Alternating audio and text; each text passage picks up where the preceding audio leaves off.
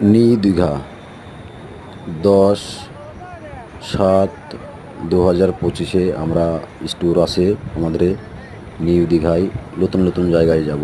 এবার দেখবেন অনেক মজার জিনিস আছে দেখার মতো। সাবস্ক্রাইব করে দিবেন দেখে, এটাই বলতে চাইছি। আর নতুন নতুন আপডেট পাবেন ভিডিও পাওয়ার জন্য সাবস্ক্রাইব করে দিবেন।